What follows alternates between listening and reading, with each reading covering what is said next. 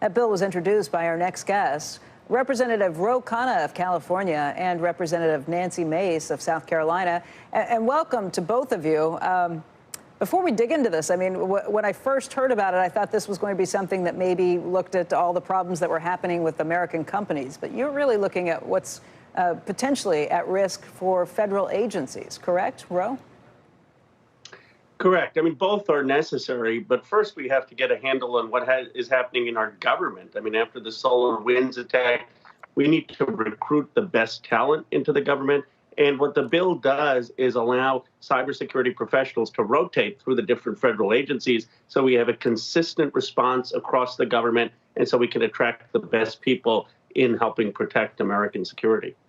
Nancy, what are the problems and the risks that you see at the federal agencies at this point? Why do you think that changing the employees and changing the way employees are hired and brought in can do something to prevent some of these potential attacks?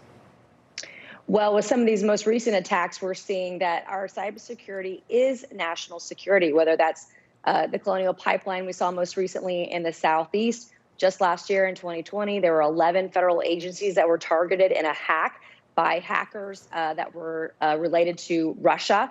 And so we want to make sure that, you know, we've got to keep our federal government secure and our data and information secure. And we got to make sure that the private sector has all the tools and resources that they need. One of the great things about this bill, and I want to thank Representative Khanna, is that this is one of the very few places that we're seeing Republicans and Democrats work together. Not only that, but we're talking Silicon progressives and Southern conservatives working together to make our nation more secure. So let me ask, though, what this is really focused on is trying to get better employees or employees who have more experience working with cybersecurity into the federal agencies. Do you think federal agencies are at a much heightened risk or worse off than public companies are at this point? And Ro, I'll come back to you again on that. I do think federal agencies are at risk. Let me say I've enjoyed working with Representative Mace on this and agree with her. This is one of the few areas of real bipartisanship. But what I would say is our military, I'm on the Armed Services Committee, our military is extraordinary in protecting the most advanced weapons and the most critical areas of our national security. But you have a lot of federal agencies that are still at risk. As Representative Mace said, Russia just hacked into so many of these agencies, looking at personnel files, looking at sensitive information.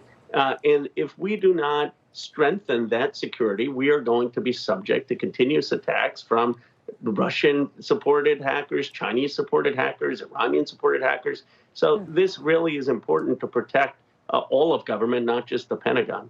This will allow you to rotate employees, Nancy, but do employees want to do that? Is that the case right now? Are these just very strict rules that are preventing employees from doing what they want to do? Or is it preventing the agencies from being able to get qualified and able bodies? Well, I think it's an important strategy to beef up our cybersecurity. And this is going to be studied before we scale up. And it'll be overseen, this program, rotational program, will be overseen by multiple federal agencies and multiple councils, including the CIO Council and Homeland Security, to make sure that we are being efficient and effective with creating greater protections for federal agencies and the federal government and the data of the American people that the federal government holds. I mean, is part of the problem, though, that you need to pay employees more? Because that's always been kind of the rub, that it's difficult to get very highly technically qualified individuals to work in the government because the pay there is just less than it's going to be in a place like Silicon Valley. Nancy?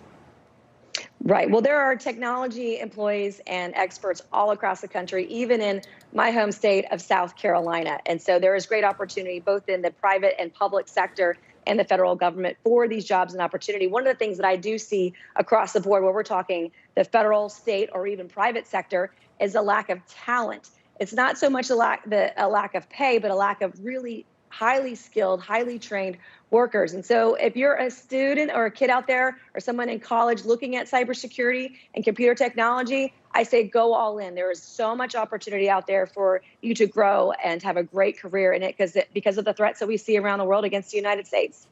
Good advice. Let me ask you, too, just based on what you've seen collaborating on this, do you think that there is hope for this bipartisan infrastructure deal? Because it looks pretty fraught right now. Where do you come down on it, Ro?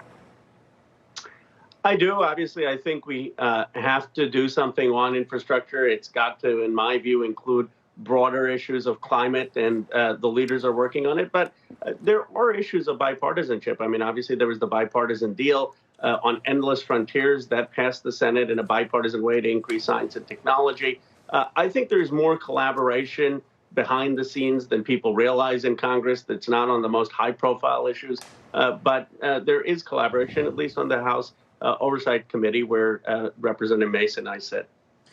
Would you vote, Ro, I'll ask you first, but Nancy, you too, would you vote for the bipartisan bill even if it doesn't include some of the things that you'd like to see? Would you vote for at least the rough version that we've seen so far? I couldn't vote for it if it did not also have, at the same time, a Senate reconciliation bill that included some of the broader priorities. I do believe with Senator Schumer and Speaker Pelosi, we will get that. So nothing, though, if you can't get the full ingredients that you think are necessary?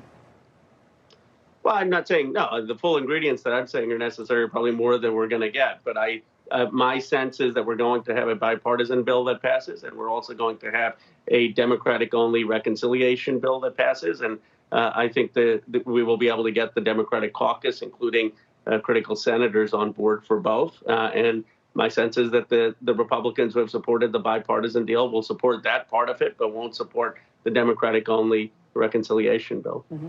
Representative Mace, we have to run, but would you vote for that bipartisan bill? If it is truly bipartisan, I think there is a great opportunity. My concern is how are the pay-fors? How do we pay for it in the middle of a pandemic? I'm strongly against raising taxes right now because that cost will be brought down to hardworking middle America. And if it's my other concern is that if it's 100% on one side and there's not a give and take on both sides making concessions, then it's going to lack a strong bipartisan support. There's no doubt we need an infrastructure package. It needs to be broad. It needs to be inclusive of traditional infrastructure. And that's what I'm looking forward to. I'm still holding out hope. So I've not lost hope on this one. All right, representatives, want to thank both of you today. Appreciate your time. Thank you.